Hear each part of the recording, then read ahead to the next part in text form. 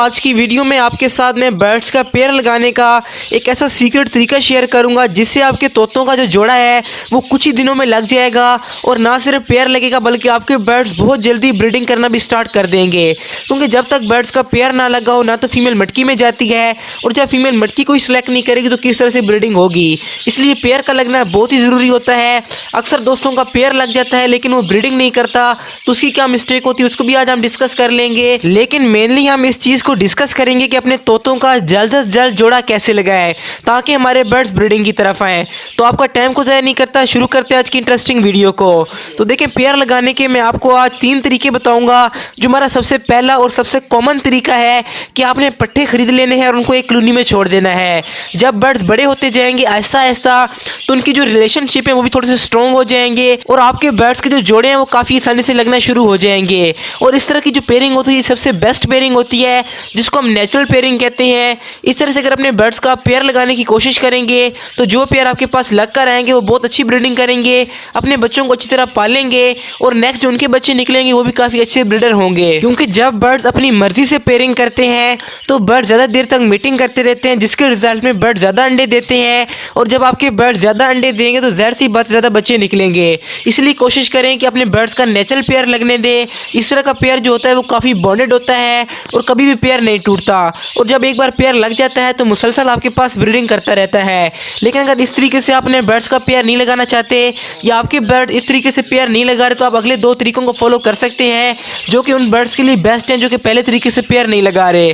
तो बात कर लेते हैं अपने दूसरे तरीके की। तो इसमें आपने करना क्या है कि सिंपली एक मेल और फीमेल को उठा के आपने एक केज में छोड़ देना है, लेकिन उस केज में आपने मटकी नहीं लगानी और उस केज में आपने एक ही स्टिक लगानी है ताकि मेल और फीमेल एक साथ बैठे और उनका पेयर जल्दी लग जाए। और इस तरह की पेयरिंग में आपने एक चीज़ का ख्याल रखना है कि आपके बर्ड्स मेल फीमेल कंफर्म हो और उनकी एज ब्रीडिंग के काबिल हो। अगर आप पट्टों का इस तरीके से पेयर लगाने की कोशिश करेंगे तो जब तक बर्ड्स बड़े नहीं होंगे वो पेयर नहीं लगाएंगे। क्योंकि मैं ज़्यादातर दोस्तों के जो भी बर्ड्स देखता हूँ उनकी एज अभी ब्रीडिंग के काबिल नहीं होती और वो सोच रहे होते हैं कि हमारे बर्ड्स ब्रीडिंग कर दे।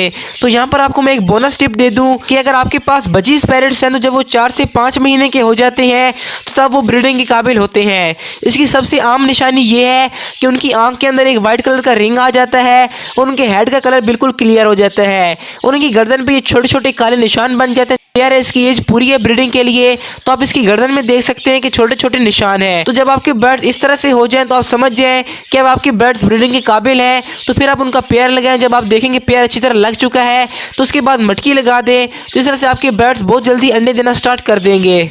तो इन 2 तरीकों को फॉलो करने से 90% बर्ड्स पेयर लगा लेते हैं। लेकिन अगर आपके बर्ड्स फिर भी पेयर नहीं लगा रहे तो आपको तीसरा तरीका मैं जो बता रहा हूँ वही मेरा सीक्रेट तरीका है और वो जो ज़िद्दी बर्ड्स के लिए है। आपने करना क्या है कि मेल को आपने अलग केज में छोड़ देना है और फीमेल को अलग केज में छोड़ देना है। और यहाँ पर आपने एक बात लाजमी याद रखनी है कि मेल को आपने उस केज में छोड़ना है जहाँ पर आपने अपने बर्ड से एग्जैक्टली ब्रीड लेनी है और फीमेल को आपने दूसरे केज में छोड़ना है। तो आपने कोशिश ये करनी है कि दोनों बर्ड्स एक दूसरे को ना देख पाएँ। इस तरह से उनको तन्हाई महसूस होगी और जब आप 15 से 20 दिन के बाद फीमेल को उठा के मेल वाले केज में छोड़ेंगे तो दोनों काफ़ी अकेले रहे होंगे। इस तरह से वो काफ़ी जल्दी पेयर लगा लेंगे। और मेल को ब्रीडिंग वाले केज में छोड़ने का सबसे बड़ा मकसद ही यही है कि वो मेल का केज होगा, फीमेल वहाँ पर उसको मारेगी नहीं, मेल थोड़ा सा एग्रेसिव होगा और वो काफ़ी आसानी से पेयर लगा लेगा।